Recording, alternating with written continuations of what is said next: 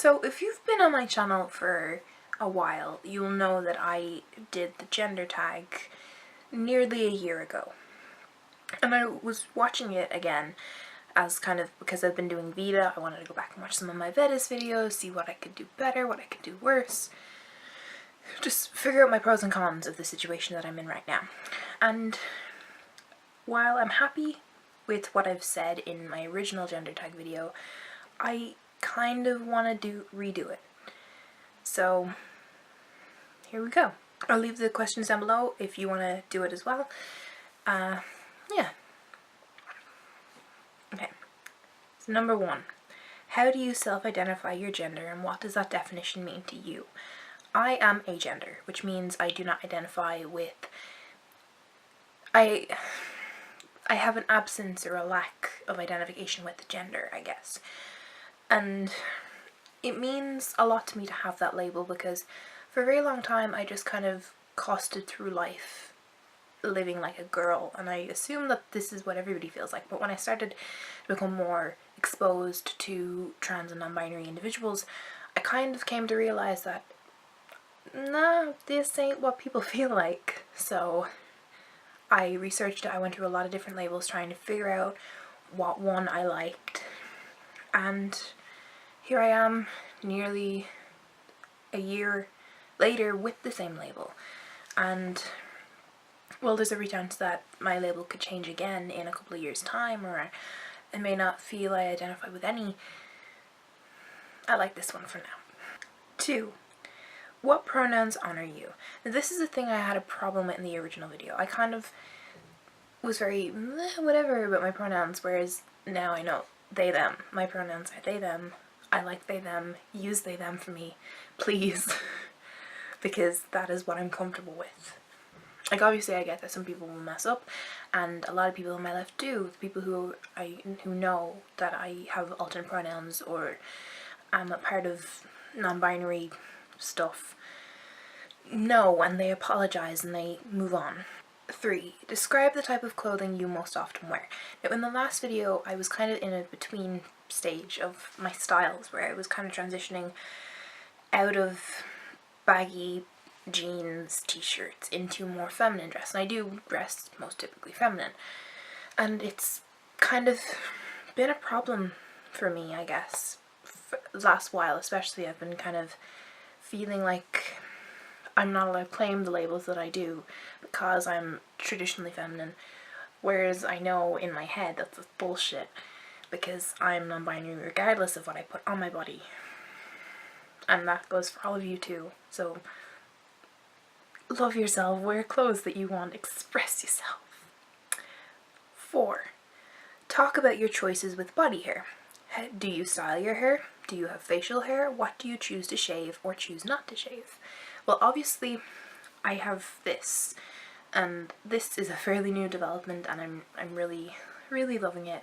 It's I have I have a mirror set up right behind the camera, and I'm just touching it. It's so nice. It's nice to look at yourself and like the person that you're looking at. And before this I didn't necessarily unlike or dislike who I was before when I had brown hair, but I just feel so much more connected to myself and my body with hair like this, being able to express all this.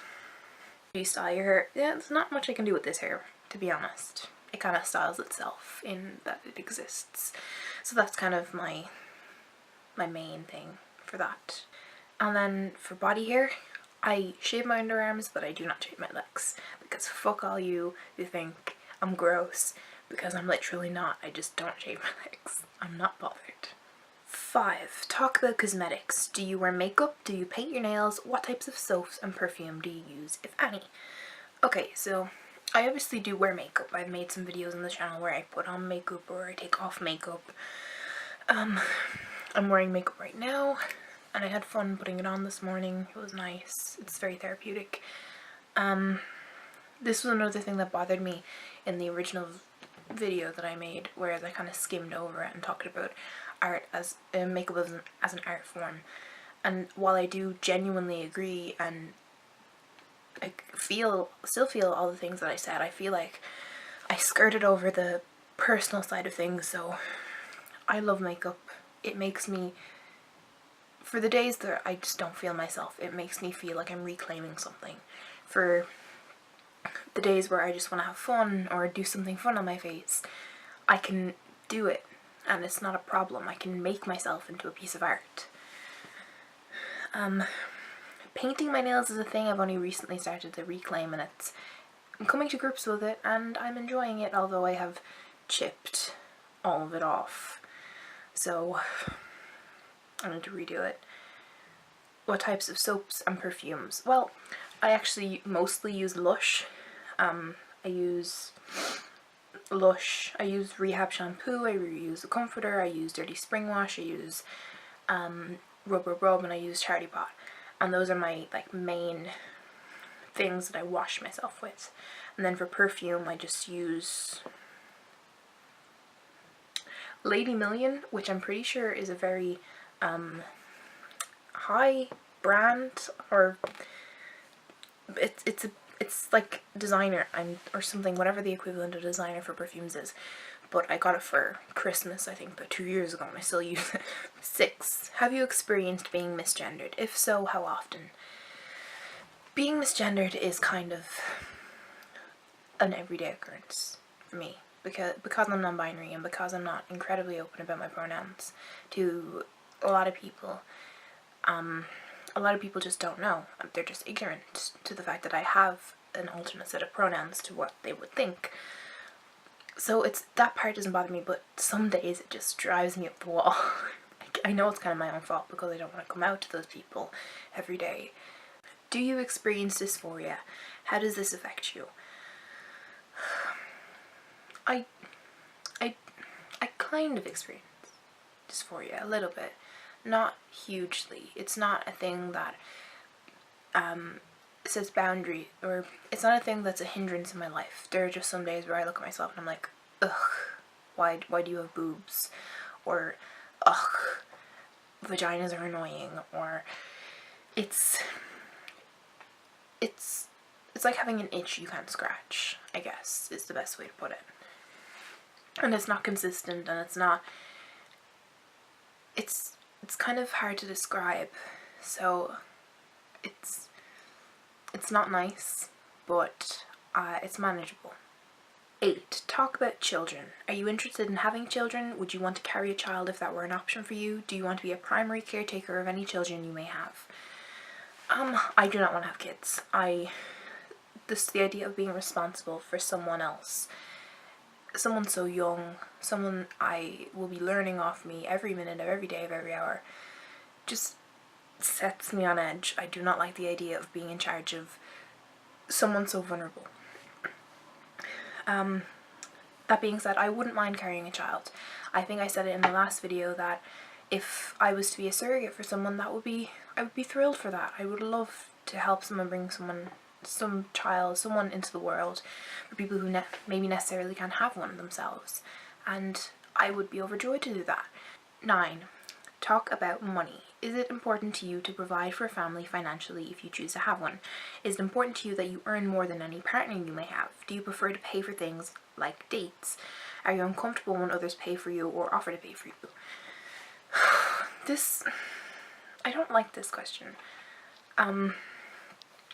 I like the idea of being financially stable and being able to support a partner if I was the only one having an income. But that being said, it's not a thing, it's not a requirement that I make more than whoever I end up with if I end up with someone. It's always seemed weird to me that people feel so strongly about that, and I guess some people do, but for me it's never made sense that I should be making more than my partner. Like, that I should want to make more for my partner. It sits ill with me. If I can provide for you and I happen to be making more money from you, that's what I want. I want to be able to provide for the people that I love, but not in a way that it's malicious that I want to make more than whoever I end up with. And I'm just generally uncomfortable when people pay for me because I'm like, no, I can pay for myself. 10. Anything else you want to share about your experience with gender? Okay. I like this question because it's very open-ended and anyone can add to it. Okay, so I've gone through a lot of gender stuff over the years. Like right now I feel good. I feel secure in my identity. I feel valid. I feel important. I feel like while my contributions may be more niche than others in regards to gender, I feel like in the situations where I can provide that information, people listen to me. Like I am a part of a youth advisory board, and we have taken steps to be more gender inclusive with our data collection, with all this different things, and people have never once spoken down to me or been malicious about any of this situation. Everybody was just open and curious, and maybe they sometimes said things that weren't 100% appropriate, but they were very open to learning about what was and wasn't appropriate to say in certain situations and to ask people. And that has been incredibly grounding for me. I feel a lot more secure and stable and valid in the things that I do because there are people around me who aren't actively dismissing how I feel about myself. At the time that I made this video, I was still going by my birth name, and I don't think I've addressed it on this channel just yet, but I have stopped using my birth name everywhere online. A lot of my immediate friend group have stopped using it. None of my internet friends use it. Some of my school friends have switched. Everybody in my panel calls me Kerr.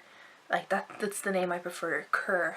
And I know it doesn't make sense in language, but like Aoife and Siobhan shouldn't be spelt like that. So Kerr can be spelt like that if I want it to. So yeah, call me Kerr. Yeah, that's kind of all I wanted to say.